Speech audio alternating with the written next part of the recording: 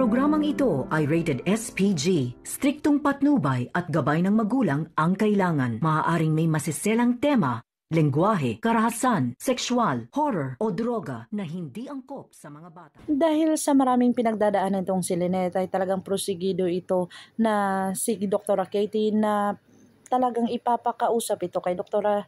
Evangelista. Dito na nga ay talagang pinuntahan niya at kinumprontan niya itong si Dr. Carlos Benitez na kung saan talagang umayaw pa ito si Lynette. Dito na nga nahalata si Lynette ng kanyang mga kasamahan dito sa Estridge Medical Center na iba na ang kanyang kinikilos.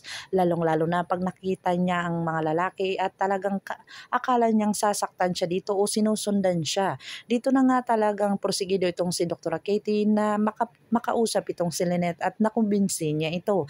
Sinabi niya dito na talagang nakitaan siya ng pagka-trauma at talagang marami itong pinagdadaanan na pangliliit sa kanyang sarili.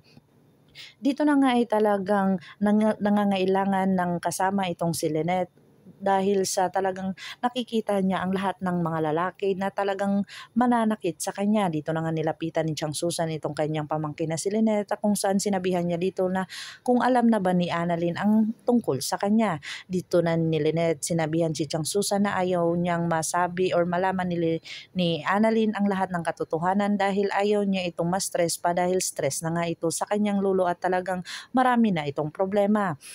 Dito na nga umuo si Chang Susan at talagang ayaw na bumalik ni Lynette dito sa bahay ni Dr. Carlos Benitez dahil sa talagang bumabalik sa kanya ang lahat ng mga alaalang masama. Dito na nga ay talagang nanatili itong si Chang Susan sa tabi ni Lynette na kung saan ito nga si Annalyn ay talagang kinomfort nga ito ni Dr. Lindon. Dito na nga sinabi ni Dr. Lindon na binigyan siya ng isang unan para ito ay makatulog naman ng mahimbing. Dito na nagpasalamat si Annalyn dito kay Dr. Lindon kung saan may isang babaeng lumapit sa kanya. Sinabi na dito ng babae na ikaw ba si Annalyn Santos ang original na anak ng Tanyag na kung saan ikaw yung pinakamabait at genius na doktor dito sa buong Pilipinas. At talagang sinabi dito ng isang babae na talagang asa na pala ang kapatid mong si Zoe na ubod ng kasamaan ang ugali. Dito na sinabi ni Annalyn na wag mong sabihin yan, baka marinig ka na naman ni Zoe at iba na naman ang kanyang iisipin. Dito na nga ay talagang tinanong niya ang babae kung sino siya at talagang hindi siya sinagot at umalis itong babae agad-agad. Dito na ipinagtataka ng kaibigan ni Annalyn at sinabi niya dito na parang umasta daw itong isang babae na parang anak ng may-ari at hindi naman nila kilala ito kung bakit nagtatanong at umiba ang kanyang ugali nung pinag-usapan na itong si Giselle.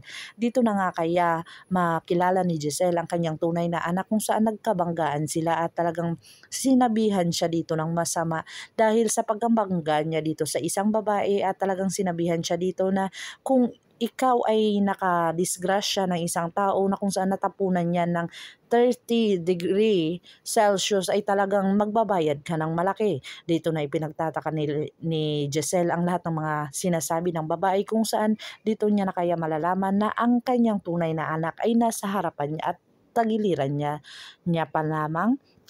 Pakakaabangan natin ang mga susunod pa na episode na ito. Ang abot kamay na pangarap.